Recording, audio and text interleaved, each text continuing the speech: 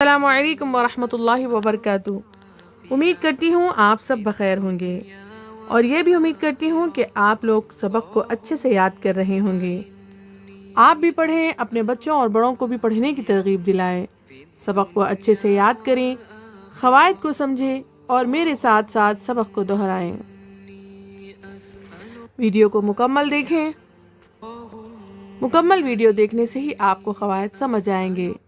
اگر آپ ویڈیو کو اسکپ کرتے ہوئے دیکھیں گے تو ہو سکتا ہے کہ آپ کا سننا اور پڑھنا بیکار ہو جائے، کیونکہ اس میں قواعد سمجھنا بہت ضروری ہے جو کہ آپ کی قرآن پاک کو سیکھنے میں بہت ہی بہترین بناتے ہیں، جس کی وجہ سے آپ کو قرآن پاک کی تلاوت میں بہت لطف آئے گا انشاءاللہ۔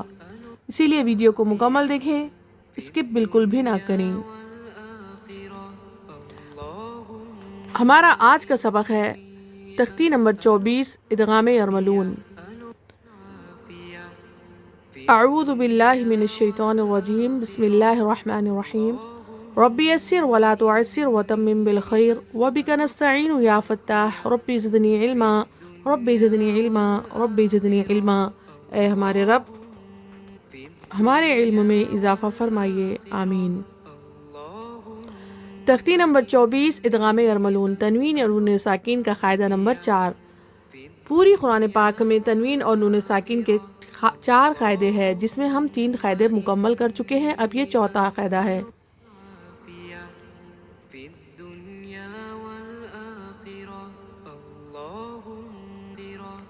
پہلا قاعدہ ہے اظہار، اور دوسرا قاعدہ ہے اخفاء، اور تیسرا قاعدہ ہے اخلاق، چوتھا قاعدہ ہے ادغام۔ تو تنوین اور نون ساکین کا یہ 4 قاعدوں میں ہونا بہت ضروری ہے۔ اگر تنوین اور نون ساکین کے بعد حرف حلقی میں سے 6 حرف حمزہ ہا، عین ہا، غین خا آ جائیں گے تو وہ اظہار ہو جائے گا، یعنی نون کو ظاہر کر کے پڑھیں گے۔ اور تنوین اور نون ساکین کے بعد 15 حرف آئیں گے حرف اخفاء میں سے، تو وہ 15 حرف کون سے ہیں؟ تا، سا، جیم، دال، زال، زا، سین، شین، صاد، ضاد، طا، ظا، فا، قاف، کاف۔ اگر یہ 15 حرف اگر آ جائیں گے تنوین اور نون ساکین کے بعد کوئی بھی ایک حرف اس میں سے آ جائے گا تو وہاں نون کی آواز کو ناک میں چھپا کر پڑھنا ہے۔ یہ بھی ایک تنوین اور نون ساکین کا قاعدہ ہے، اظہار اور اخفاء ہو گیا۔ اب اخلاق، جو ہم پچھلی ویڈیو میں کل جو ہمارا سبق تھا اس میں تنوین اور نون ساکین کے بعد با آئے گا اور اس کے بازو ایک چھوٹا سا میم آئے گا تو وہ اخلاق ہوگا، لیکن شرط کیا ہے؟ تنوین اور نون ساکین کا ہونا ضروری ہے۔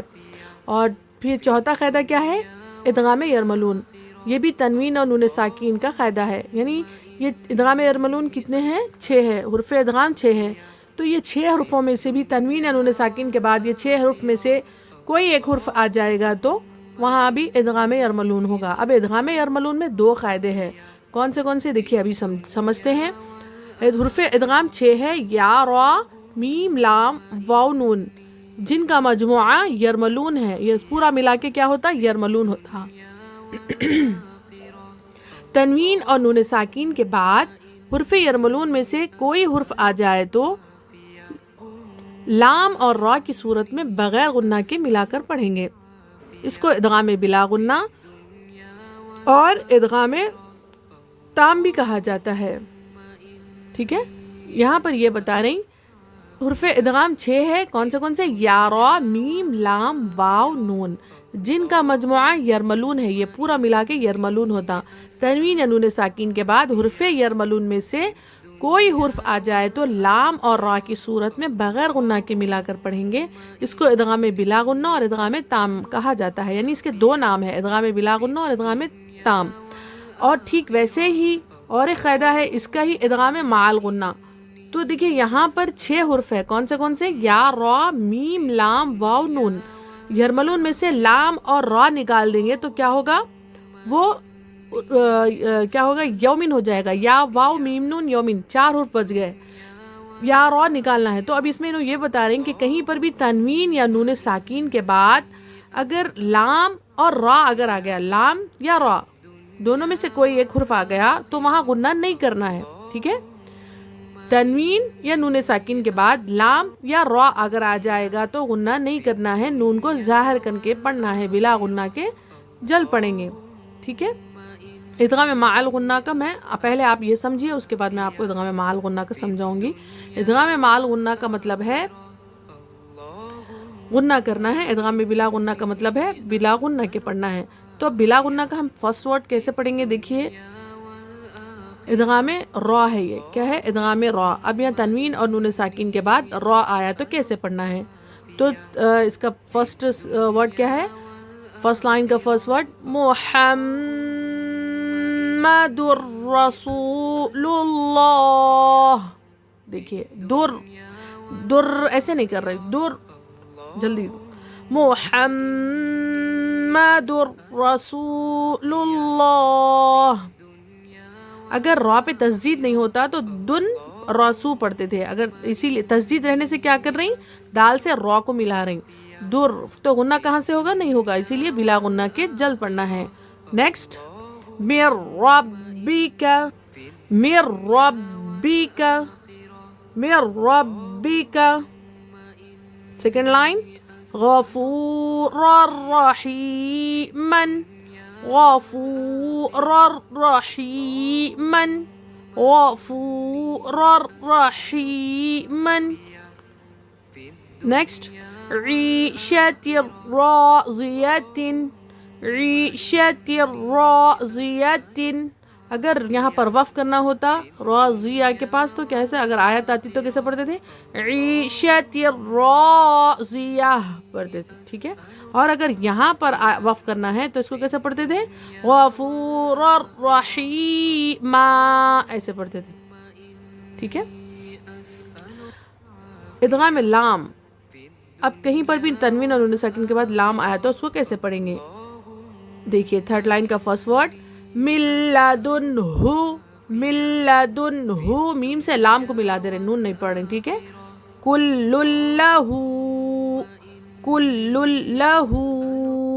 نیکسٹ یکل لہ، یکل لہ. فورتھ لائن رزق لکم، رزق لکم.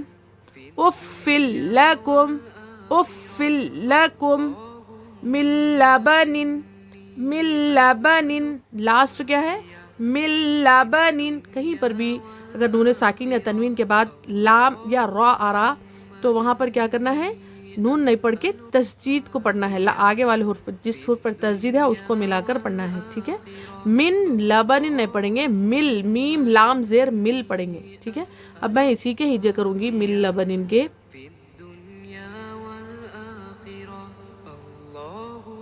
میم لام زیر مل، لام زبر لا، مل لا.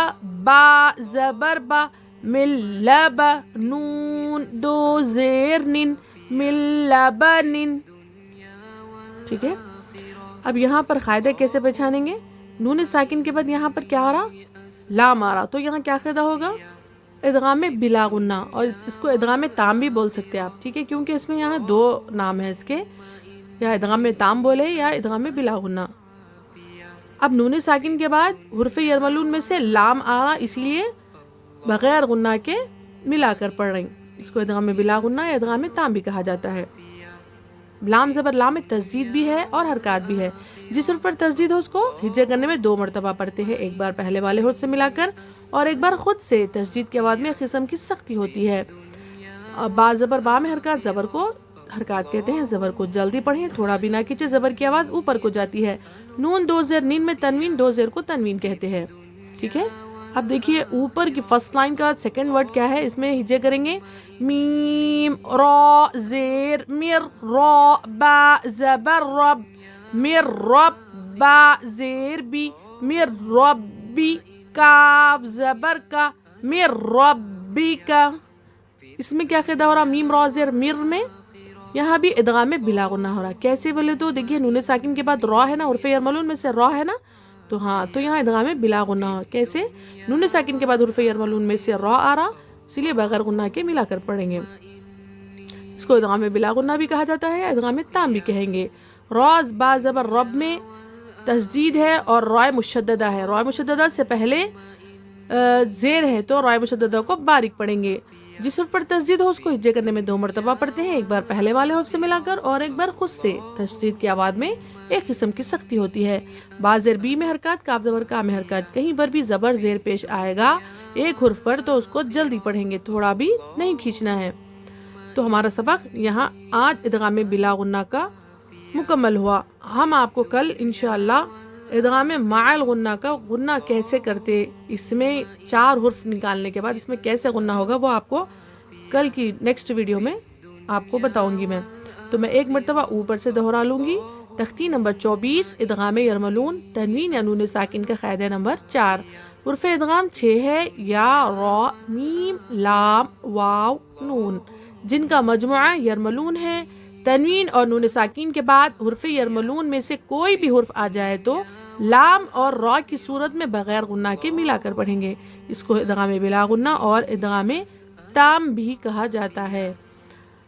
इदगाम रा, मुहम्मदुर रसूलुल्लाहि मिर रब्बिका गफूरर रहीमन ईशतिर राज़ियतिन। इदगाम लाम, मिल्लदुन्हु कुल्लुल्लहु यकुल्लहु रिज़्क़ुल्लकुम उफ़्फ़िल्लकुम मिल्लबनिन। ठीक है, हमारा आज का सबक यहाँ मुकम्मल होता है। तो उम्मीद करती हूँ आप लोग को आज का मेरा सबक अच्छे से समझ आया होगा। तो चलिए मिलते हैं इंशाल्लाह नेक्स्ट वीडियो में। तब तक आप लोग अपना सबक दोहराते रहें और हर नमाज के बाद एक मरतबा ज़रूर पढ़ लिया करें। ऐसा आप हर रोज़ सबक पढ़ने का मामूल बना लेंगे तो इंशाल्लाह आपकी कुरान तजवीद से बहुत ही अच्छे तरीके से बेहतर हो सकती है। आप खुद भी पढ़ें और दूसरों को भी सवाब जारिया की नीयत से इस वीडियो को ज़्यादा से ज़्यादा शेयर करें ताकि आपके ज़रिए से बहुत से लोगों की इस्लाह हो जाए। जो कोई भी मुझे अपना सबक सुनाना चाहते हैं तो मुझे डिस्क्रिप्शन में व्हाट्सएप के ज़रिए से मैसेज करें और अपने कीमती अल्फाज में मुझे कमेंट के ज़रिए से बताएं। आपके कमेंट से मेरी हौसला अफजाई हो सकती है। और ज़्यादा से ज़्यादा इस वीडियो को लाइक करें, शेयर करें और सब्सक्राइब ज़रूर करें ताकि हर रोज़ मेरा नया आने वाला सबक सबसे पहले आप तक पहुंच सके। जज़ाकल्लाह खैर। अल्लाह हाफ़िज़।